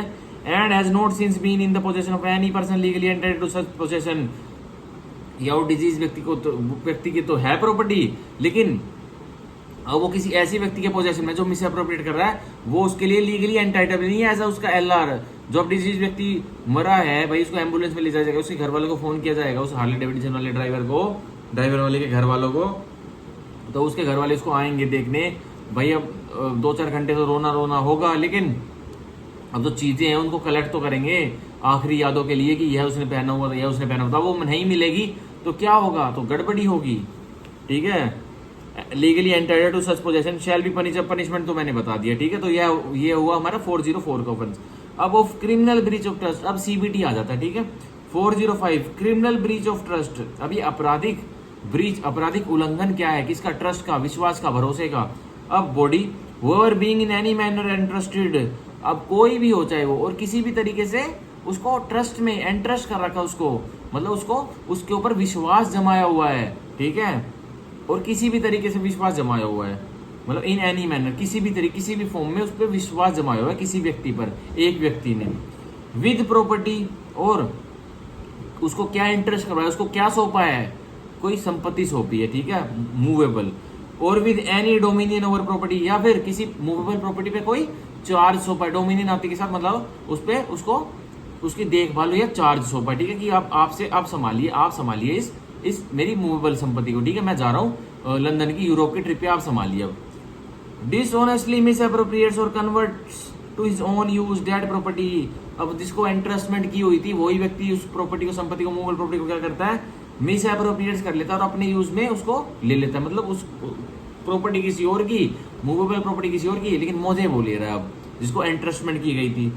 और dishonestly uses or disposes of that property in violation of any direction of law prescribe the mode in which such trust is to be discharge, या उस प्रॉपर्टी को डिसऑनेस्टली इस्तेमाल करता है या फिर उसको डिस्पोज कर देता है, बेच देता है, और अगर उसने वो प्रॉपर्टी बेची तो किसी ना किसी जो कानून है, जो टीपीए कानून है, इंडियन कॉन्ट्रैक्ट एक्ट है, कुछ भी जो कानून है उसका उल्लंघन हुआ है डिस्पोज करने से, जिसके पास वह इंटरेस्टमेंट थी उसने वह वस्तु को बेचा और उसका उल्लंघन हुआ है टीपीए का, आईसीए का, मतलब किसी कानून का जो कि इंटरेस्टमेंट से रिलेटेड है, ठीक है। अब इंटरेस्टमेंट से रिलेटेड कौन सा कानून है, इंडियन कॉन्ट्रैक्ट एक्ट है, और of any legal contract, I have legal contract, कोई कानूनी अनुबंध, एक्सप्रेस और रिप्लाइड, अब वो इंटरेस्टमेंट बोल रहा है, इंटरेस्टमेंट या वो जो इंटरेस्टमेंट का अनुबंध है वो एक व्यक्ति दूसरे व्यक्ति के साथ या तो लिखित रूप में या बोल कर आ सकता है या फिर कंडक्ट से भी आ सकता है, ठीक है।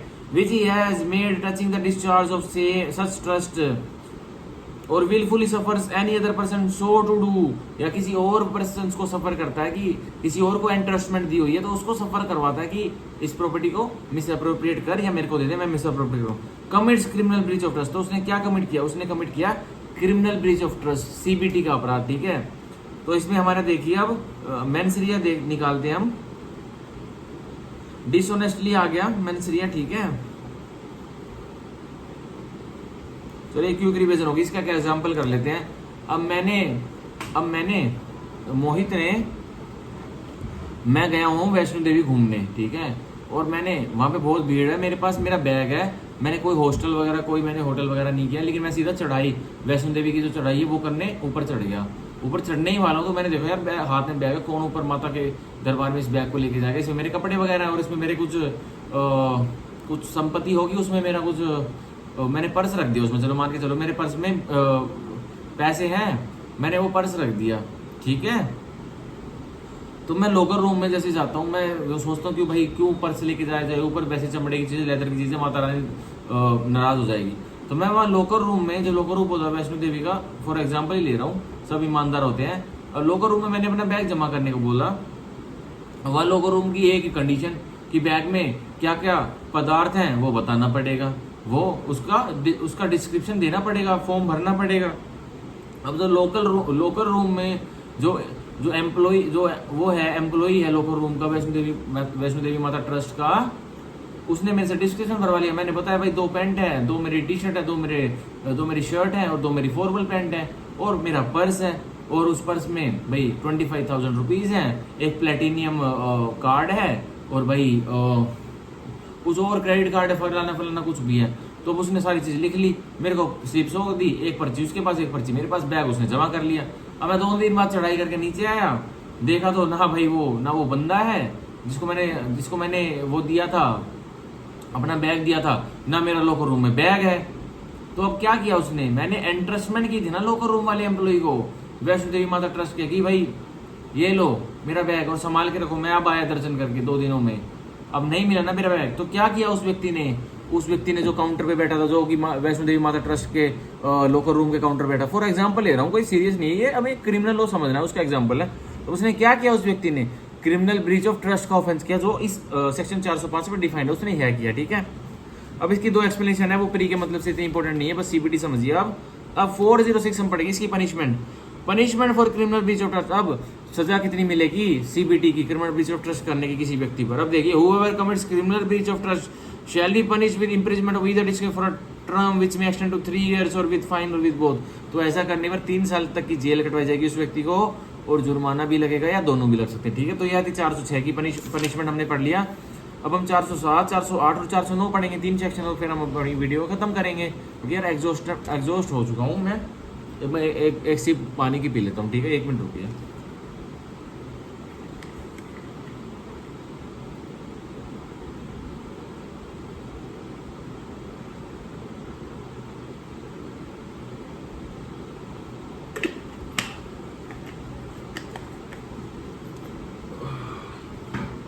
चलो 407 अब पढ़ेंगे।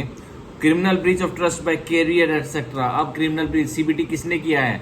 आपने कोई, मैंने ये प्रिंटर, मेरा प्रिंटर है, मैंने खरीदा विजय सेल्स से, एग्जांपल बता रहा हूँ, फ्रंट पहले एग्जांपल समझिए फिर सेक्शन। मैंने प्रिंटर विजय सेल्स जो गुड़गांव में एक शोरूम वहां से खरीदा, और मैंने वहीं उनको बता दिया कि भाई मैंने ये प्रिंटर है ना अपनी बहन के लिए खरीदा है, जो कि मुंबई में रहती है, ठीक है, फॉर एग्जाम्पल मुंबई में रहती हैं। तो अब यहीं से क्या करना, मैं उनको सरप्राइज करना चाहता हूँ, आप इसको गिफ्ट रैक में पैक कर देना, और एक कोई अपना आप कैरियर चुन लीजिए, या मैं चुन के देता हूँ, वो मेरा कैरियर आएगा, कोई डीटीडीसी या कोई कुरियर, कोई पोर्टर, जैसे पोर्टर ऐप चला हुआ है, वो पोर्टर वाला एक बंदा आएगा और इस प्रिंटर को उठाएगा और मुंबई शिफ्ट कर देगा। तो कैरियर का काम यही होता है कि एक प्रोडक्ट को उठाया एक जगह से और दूसरी जगह शिफ्ट कर दिया। तो अब क्रिमिनल ब्रीच ऑफ ट्रस्ट किसने किया? उस कैरियर ने किया, जो मेरे प्रिंटर को उठा के गुड़गांव से मुंबई शिफ्ट करने वाला था, ठीक है। अब 407 का उसका अपराध बनेगा, whoever being entrusted with property as a carrier, ward finger or warehouse keeper commits criminal breach of trust in respect of such property shall be punished with imprisonment of either district for a term which may extend to 7 years and shall also be liable to fine। अब जिसको career company को porter, जो porter company है, मैं porter company को मैंने contract दे दिया कि भाई मेरा प्रिंटर विजय सेल से उठा के कहाँ रखना है, मुंबई भिजवाना है मेरी सिस्टर के पास। ये क्या मैं क्यों बताऊंगा, बस मैंने बोल दिया कि विजय सेल से कुरियर उठाओ और मेरा मुंबई पहुंचाओ एक पते पर, ठीक है। तो अब पोर्टर कंपनी तो इतनी बड़ी है, उसने पोर्टर कंपनी ने कोई अपना एम्प्लॉय इसके लिए काम के लिए वो किया कि भाई माल उठा के लाओ, वेयर हाउस में भेजो, वेयर हाउस से गाड़ी जाएगी मुंबई। तो अब जो व्यक्ति विजय सेल्स के शॉप से जो प्रिंटर उठाने आया, उसने देखा भाई उठा लिया, उसने मतलब अपने पास रख लिया ले जाने के लिए गोदाम पे, जहां से गाड़ी में लोड होकर मुंबई निकलेगा। अब वो व्यक्ति क्या करता है, नहीं, उस प्रिंटर को मिस अप्रोप्रिएट कर लेता है, ठीक है। अब एंट्रस्ट किया गया था ना मेरे द्वारा, काम एंट्रस्ट किसको कराया गया था? पोर्टर कंपनी को, और पोर्टर कंपनी ने किसको करवाया एंट्रस्ट? उस एंट्रस्टमेंट किस पे दिखाई? उस एम्प्लॉय पर।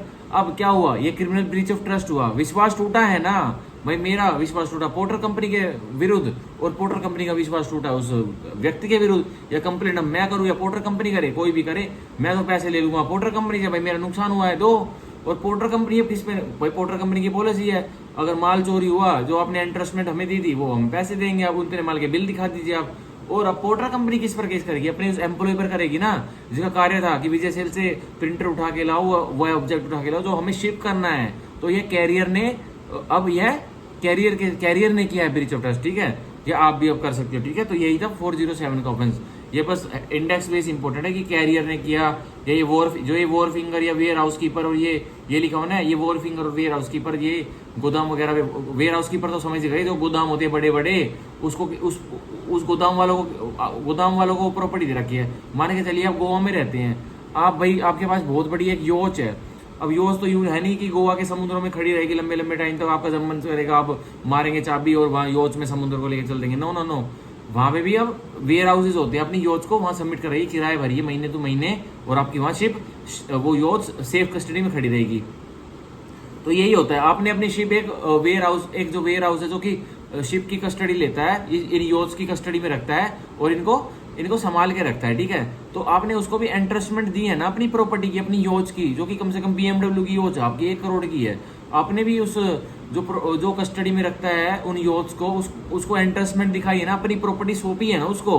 तो अगर उसने अब वह खुद चलाने लग गया, उस वेयर हाउस का मालिक, जिसकी की ड्यूटी थी, जिसकी की ड्यूटी क्या थी कि इस योच का संभाल के रखो, ये मोहित की योच है, और ये भाई जाएगा तो ले जाएगा अपनी योच को, मतलब घूमने समुद्र फिर खड़ी कर देगा। लेकिन अब उसने क्या किया, खुद उसको चलाने लगा, मिस अप्रोप्रिएट करने लगे मेरी योच को। BMW की योच थी, अब समुद्र में 200 की स्पीड से मेरी योच को भगाता घूम रहा है। या फिर BMW की योच का इंजन निकाल लिया और अपनी एक किसी खटाड़ा योच में, जो कि 20 साल पुरानी, उसमें लगा लिया, और मेरी योच में अपनी खटाड़ा बोच का इंजन लगा दिया, ठीक है। तो क्या हुआ, उसने मेरी BMW की योच का इंजन तो अपनी खटाड़ा बोट में यूज कर लिया और उसकी खटाड़ा बोट का इंजन मेरी में लगा दिया। तो उसने क्या किया, मेरी कोई प्रॉपर्टी यूज कर ली ना अपने मतलब के लिए, तो यह भी उसने CBT किया। तो 407 में हम यह भी समझ सकते हैं, ठीक है। अब 408 सेक्शन 408 का ऑफेंस हम समझेंगे, criminal breach of trust bye clerk और सर्वेंट। अब भरोसा तोड़ा है, अब भरोसा तोड़ा किसने, एक क्लर्क ने और सर्वेंट ने। अब क्लर्क और सर्वेंट मैं अभी बता चुका हूँ कि क्या होता है, ठीक है। पीछे अभी मैंने जब कौन सा अपराध कराया था, वो 381 का कराया था शायद, मैं एक बार दोबारा देख लेता हूँ। हाँ 381 का जब कराया था तो मैंने क्लर्क और सर्वेंट को बहुत अच्छी तरह समझा था कि कौन कौन होते हैं। बस हम बॉडी पढ़ेंगे। वर बीइंग अ क्लर्क और सर्वेंट और एम्प्लॉयड एज अ क्लर्क और सर्वेंट, जो कोई भी क्लर्क है या सर्वेंट है या फिर एम्प्लॉयड है, वो कार्य करता है किसकी तरह, क्लर्क की तरह या सर्वेंट की तरह। And being in any manner interested in such capacity with property, और किसी भी तरीके से उसको इंटरेस्टमेंट दे रखी, उसको एक प्रॉपर्टी सौंपी हुई है, एक संपत्ति सौंपी हुई है। और with any dominion over property, या किसी की संपत्ति है, वह उसके ऊपर उसका चार्ज है, वह उसके ऊपर निगरानी रखता है, मतलब डोमिनियन है उसका, मतलब मालिक का तो डोमिनियन है, लेकिन मालिक भाई अपने घर में सो रहा है और उसका, जैसे मैं मेरे पास BMW X7 है, मालिक तो मैं हूँ उसका, लेकिन मैंने अपने ड्राइवर को उसका चार्ज सौंपा हुआ है कि भाई आप हो मेरे ड्राइवर साहब, ये लो मेरी 1 करोड़ की गाड़ी और आप ही मेरे ड्राइवर और आप ही मेरे को इधर उधर लेके जाओगे, आप संभालो मेरी गाड़ी को, धोना होना तेल पानी मेरे से पैसा ले लिया करो और करवा लिया करो जो करना है। लेकिन उसके ऊपर डोमिनियन तो है मेरी कार का, तो उस ड्राइवर के ऊपर, ठीक है। अब उसको इंटरेस्टमेंट भी की हुई है अपनी संपत्ति, भाई पूरा भरोसा करके उसको दी हुई है ना। तो देखिए over property commits criminal breach of trust, तो अब उस ड्राइवर ने मेरे ऊपर क्रिमिनल CBT कमिट कर दिया in respect of that property. किस रिस्पेक्ट, भाई मेरी कार को मिस अप्रोप्रिएट करेगा, इधर उधर घुमाएगा मेरी कंसेंट के बिना, मेरी सहमति के बिना, या अपने यूज के लिए कहीं घुमाएगा। मतलब मान के चलिए वो मेरा ड्राइवर कहीं उसकी शादी हो रखी है और वो नई नई टोरा बनाने के लिए मैं घर पे सुबह पड़ा हूँ रात को 11 बजे, ड्राइवर के पास चाबी रहती है, मेरी कार को ले गया, कहाँ ले गया, अपने मैट्रिमोनियल हाउस में ले गया टोर बनाने के लिए कि भाई सारे मेरे खुश हो जाएंगे, जो नई नई मेरी शादी हुई है, मेरी हवा बन जाएगी। तो क्या किया उस ड्राइवर ने, तुरंत की तुरंत क्रिमिनल ब्रीच ऑफ ट्रस्ट कर दिया, और वो भी किसके द्वारा, क्लर्क और सर्वेंट के द्वारा, ठीक है। तो कौन से अपराध की सजा मिलेगी उसको, 408 की मिलेगी, ठीक है। तो shall be punished with imprisonment of either description for a term which may extend to 7 years and also shall also be liable to fine. तो ऐसा करने पर उस ड्राइवर को, ये एग्जांपल लिया मैंने, कनेक्ट कर लिया करो, ऐसे कनेक्ट होते ही चलना पड़ता है, तो 7 साल तक की जेल मिलेगी, ठीक है, उसको जेल कटवाई जाएगी। And shall also be liable to fine, और जुर्माना तो मैंडेटरी भरेगा वो ड्राइवर व्यक्ति, ठीक है मेरे को। अब सेक्शन 409, अब मेन मोटी बात है, एग्जाम्पल देके जितना समझते हैं ना, लिंकिंग करते हैं किसी चीजों से, तो क्रिमिनल लॉ में बहुत आसानी होती है समझने में। और देखो एक्टर्स रियस और मेंस रियस तो जब फाउंडेशन क्लासेस में पढ़ेंगे तब अच्छे से समझ में आएगा। 409 criminal breach of trust by public servant और बाय बैंकर मर्चेंट और एजेंट। अब क्रिमिनल ब्रीच ऑफ ट्रस्ट किसने किया है, किसी सरकारी कर्मचारी ने किया है, किसी बैंक कर्मी ने किया है, किसी मर्चेंट ने किया है, या फिर किसी एजेंट ने किया है, ठीक है। अब whoever being in any manner interested with property, जो कोई भी, चाहे कोई भी है, लेकिन उसको किस तरीके से उसको एक संपत्ति के लिए उसको इंटरेस्ट किया और उसको एक संपत्ति सौंपी हुई है, और with any dominion over property in his capacity of a public servant, और with any dominion over property in his capacity of a public servant, या एक सरकारी कर्मचारी होते हुए उसका डोमिनियन है उस प्रॉपर्टी पर। मेरी कोई प्रॉपर्टी है, मैंने आरबीआई बैंक के एक मैनेजर को दी, जो कि सर मेरे को तो नीचे जाने का लॉकर रूम में टाइम नहीं है, आप मेरी ये की लीजिए और इसको मेरे कोहिनूर के हीरो को अपने लॉकर रूम में डाल दीजिए। तो मैंने सौंपा ना उस सरकारी कर्मचारी को अपना कोहिनूर का हीरा और वो चाबी ले रहे लॉकर की। Or in the way of his business as a banker merchant factor broker attorney or agent, या फिर अपने व्यापार को संभालते वक्त एंट्रस्टमेंट प्रॉपर्टी की किसको की है, एक बिजनेस में एक व्यक्ति है और उसने बिजनेस में व्यापार में आते वक्त किसको की है, एक बैंकर को की है, एक मर्चेंट को की है, एक फैक्टर को की है, एक ब्रोकर को की है, एक अटॉर्नी को की है, एजेंट को की है। Commits criminal breach of trust in respect of that property. अब ये कौन लोग, वो सरकारी कर्मचारी, वो बैंकर, वो मर्चेंट, वो फैक्टर, वो ब्रोकर, वो अटॉर्नी, वो agent criminal breach of trust कर बैठते हैं, मतलब धोखा दे बैठते हैं किसको, उस संपत्ति से रिलेटेड जो मैंने उनको दी थी, ठीक है। मैंने आरबीआई के मैनेजर को अपना कोहिनूर का हीरा दिया था, सर मैं तो जल्दी में हूँ, मेरे को अर्जेंटली मेरे को फ्लाइट पकड़नी है, मेरी लॉकर की चाबी लिए यार, मरा मेरे को अच्छे से जानते तो हो, तो ये मेरा कोहिनूर का हीरा लीजिए आप 100 कैरेट का, इसको रख दीजिए, और मैं परसों आऊँगा अपने लंदन की टूर से, मैं अपना कलेक्ट कर लूँगा चाबी। तो अब इस पे क्या किया भाई, सरकारी कर्मचारी तो है नहीं वो, भाई आरबीआई के सरकारी कर्मचारी तो होते लेकिन बैंकर तो है ना वो, तो उसने क्या किया, मेरे कोहिनूर का हीरा खुद अपनी जेब में डाल लिया और बोला मैं करता हूँ इसका काम, मेरे को काम थमा के जा रहा है, मैं आरबीआई का मैनेजर हूँ, इसका मैं दूंगा कोहिनूर का हीरा। तो उसने मिस अप्रोप्रिएट कर लिया और मैंने कार्य सौंपा था कि भाई मैंने एंट्रस्ट की थी आपको संपत्ति दे, उसमें कर देना आप जमा, नहीं की उसने, तो क्या किया उसने, क्रिमिनल ब्रीच ऑफ ट्रस्ट किया। और किसने किया, बैंकर ने किया। सो पनिशमेंट देखेंगे, shall be punished with imprisonment for life or with imprisonment with the discretion for a term which may extend to 10 years and shall also be liable to fine। तो 10 साल तक की जेल तो कटवाई होगी minimum, और ये बढ़ती बढ़ती उम्र कैद तक जा सकती है, और शैल फाइन है, मैंडेटरी फाइन है। तो देख लो लेजिस्लेचर की इंटेंट यहाँ भी देख लो कि बैंकर ने किया, एजेंट ने किया, अटॉर्नी ने किया, मतलब वकीलों को भी बता रखा है, किसी ब्रोकर ने किया, फैक्टर ने किया, मर्चेंट ने किया, या फिर पब्लिक सर्वेंट ने किया। इन सब की तो इतनी स्ट्रिक्ट पनिशमेंट दी हुई है कि उम्र कैद तक सजा दी हुई है, ठीक है, और 10 साल तो है ही है, ठीक है, 10 साल से लेकर उम्र कैद तक की, एंड मैंडेटरी फाइन है, जुर्माना लगेगा मोटा वो भी, ठीक है। तो ये हमारा होता है पूरा सेक्शन 409 का ऑफेंस हमने पढ़ लिया है। तो आज हमने बहुत सारे आईपीसी के ऑफेंसेस पढ़े हैं। तो अगर वीडियो अच्छी लगी हो तो बताना कमेंट करके। अब कल की क्लास कर लेंगे रैपिड रिवीजन। भाई देखो इतनी एक्सप्लेनेशन से पढ़ा रहा हूँ, मतलब तो डिटेल में थोड़ा टाइम लगता है। अभी ये वीडियो 1 घंटे 15 मिनट की हो गई है, तो मैंने 1 घंटे का आइडिया लिया था, लेकिन मैं डिटेल में पढ़ाता हूँ। जैसे कि भाई फाउंडेशन क्लासेस का 75% देता हूँ मैं इन्हीं वीडियोस में, ठीक है। जो मेरे माइंड में जो एग्जांपल्स भरे पड़े हैं उन्हीं को या तो मैं इंस्टेंटली बना लेता हूँ, या भाई जो पीछे के हैं उनको, जो मेरे गुरुजी ने बताए थे उनको रिपीट करता हूँ। अब रिपीट तो कहाँ कर सकता हूँ, किसको याद रहते, इतने एग्जाम्पल दिए जाते हैं। तो भाई खुद ही बनाता हूँ सारे एग्जाम्पल्स, और सारे एक्यूरेटली फिट भी बैठते हैं, ठीक है। तो कोई भी मतलब ये सारे जो एग्जाम्पल्स है ये बस ऐसे ही समझाने के लिए, क्रिमिनल लॉ समझाने के लिए दिए जाते हैं। कोई भी मतलब इसमें प्रेजुडिस नहीं है किसी भी राइट्स, किसी व्यक्ति की राइट्स को। सो कुछ भी बुरा लगा तो कोई दिक्कत नहीं है, ठीक है। तो एडवांस में सॉरी है, ठीक है। सो अगर अब चलते हैं, अब कल पढ़ेंगे IPC. So bye bye, take care, see you tomorrow.